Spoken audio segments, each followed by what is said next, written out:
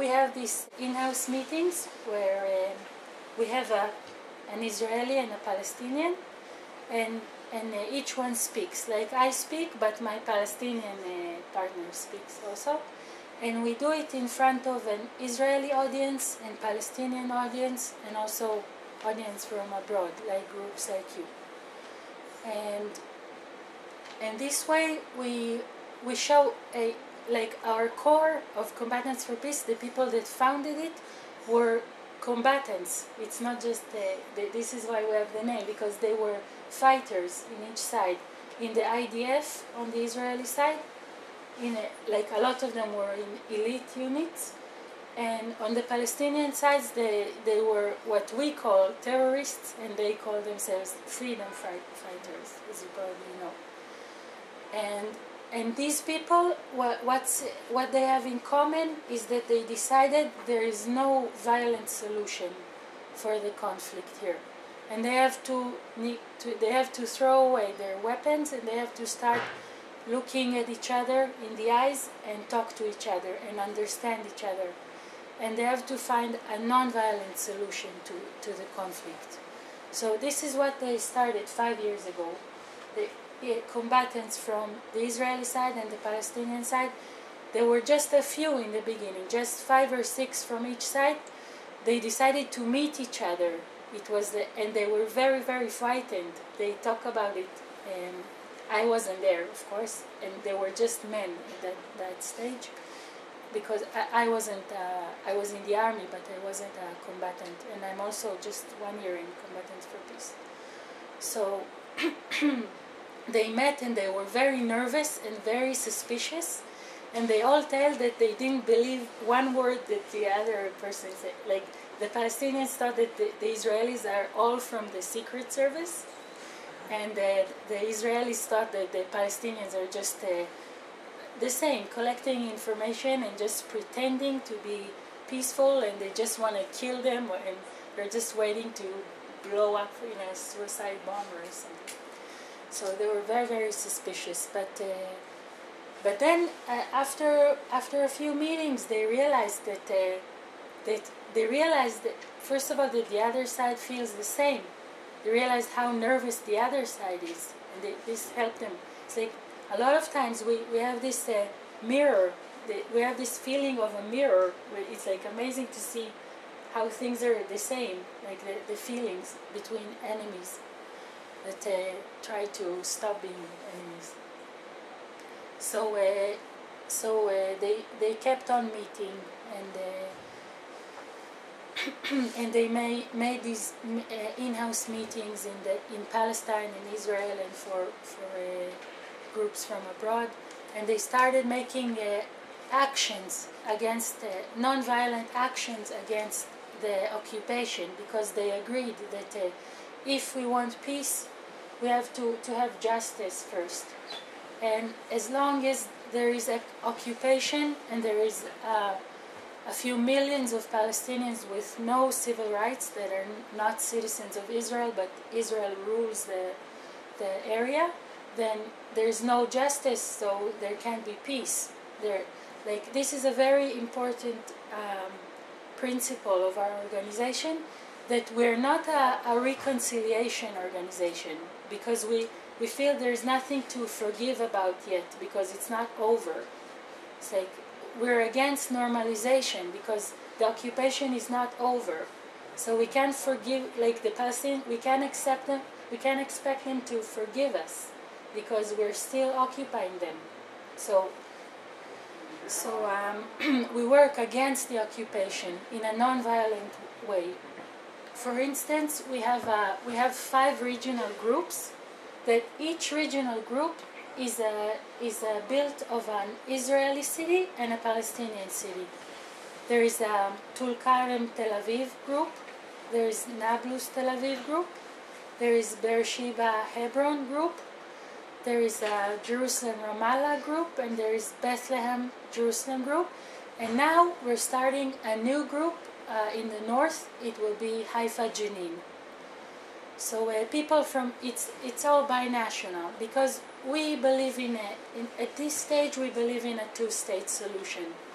we know it has many problems, and we know that the solution of one state is very optional, but right now we agree on both sides that for this stage we have to work for a two-state solution for many reasons. So, so all our activities are binational. So in these groups we make a non-violent struggle against the occupation. For instance, the Tulkar and Tel Aviv group, they have they make theater. That's their thing, the unique thing of the group. They make theater, and they just act soldiers and Palestinians and settlers, and they make plays. They just play, and it's amazing. I think it's amazing. I was there only once because I'm in the Jerusalem Ramallah group, but once I went and participated, and they do it in front of the soldiers, and the soldiers, they look at it, and it's like a mirror, but it frightens them. They can't deal with it. It threatens them. So the soldiers just came and picked up their weapons and said, "You're not allowed to do it here." And then they said, and we said, "What do you mean? It's theater. We can do." I mean, in Israel, there's no censorship on theater, and if you say Israel rules here, then by the Israeli rules, we're allowed to do anything we want in theater. So they said, there's no theater in Judea and Samaria. That's what the soldier said. It was amazing, because he didn't know how to deal with it, because it's like watching himself. It's very, it's very disturbing for them. So I think it's very effective, because after these plays, everyone goes home and rethinks about the situation. And also the Palestinians, they play the soldiers. They act like they wear Israeli uniform, IDF uniform, and they act like a soldier. And Israelis, they play either Palestinians or settlers. So everyone changes their roles. So it's I think it's very educational, because each one goes in the other one's shoes. So it's like a reflection of the situation. I think it's very effective. And also the soldiers, they go home and they rethink about what they do there, because they see it themselves. So this is one of the ways for a non-violent struggle. Of course, we make demonstrations, and we work in the media. We have a blog. We try to bring Israeli media, which is very, very hard.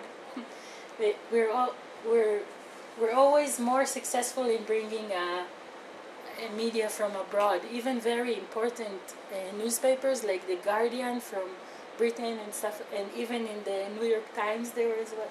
But from Israel, nobody comes, because it's like they don't like a non-violent struggle. It's not interesting. Only if there's violence, they come.